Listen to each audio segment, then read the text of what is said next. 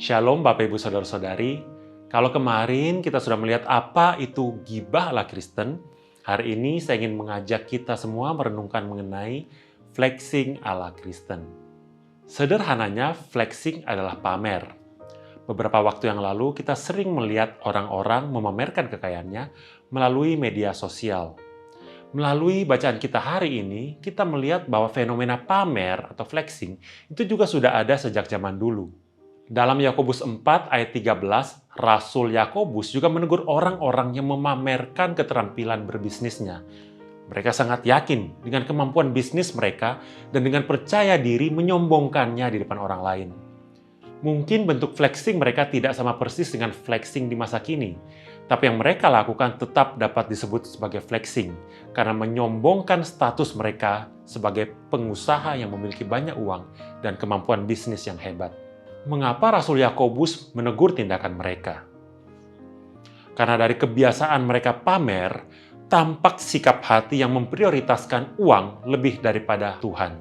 Orang-orang seperti ini dapat kita lihat contohnya dalam perumpamaan Tuhan Yesus di dalam Lukas 16 ayat 19 sampai 31. Orang kaya itu memiliki Taurat, tetapi hidupnya hanya untuk berfoya-foya. Dia bahkan tidak peduli kepada orang miskin yang tinggal di dekatnya.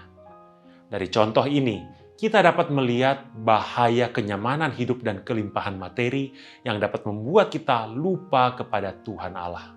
Di sini bukan berarti Rasul Yakobus melarang orang Kristen memiliki kelimpahan materi. Yang Rasul Yakobus tegur ialah sikap bersandar pada kemampuan diri sendiri, kekayaan, dan status.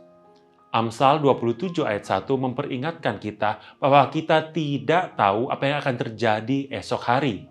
Sehingga kita tidak boleh bermegah atas diri kita sendiri dan apa yang kita punya. Tetapi sebagai manusia, kita boleh memiliki self-confidence dan self-esteem.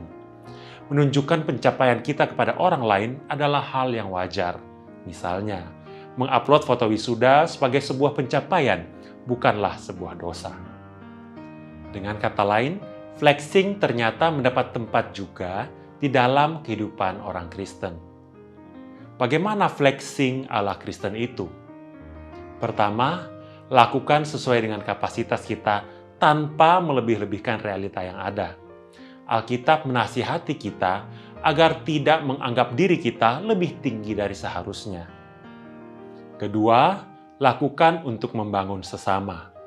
Rasul Paulus mengatakan bahwa segala sesuatu diperbolehkan, tetapi bukan berarti segala sesuatu membangun. Jika aksi pamer yang kita lakukan memang membawa dampak positif untuk menyemangati orang-orang di sekitar kita, hal itu patut kita lakukan. Tetapi, jika aksi pamer kita hanya mengundang iri hati dan hal-hal negatif lainnya, kita tidak patut melakukannya. Ketiga, pastikan nama Tuhan dipermuliakan. Seperti ditekankan Rasul Yakobus, keberhasilan kita hanyalah berdasarkan izin Tuhan.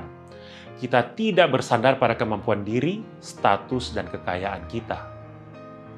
Kita hanya bersandar pada perkenanan Tuhan Allah. Untuk itu, dalam aksi flexing kita, pastikan Tuhan yang menerima kredit tertinggi. Selamat berflexing ria ala Kristen, Tuhan memberkati.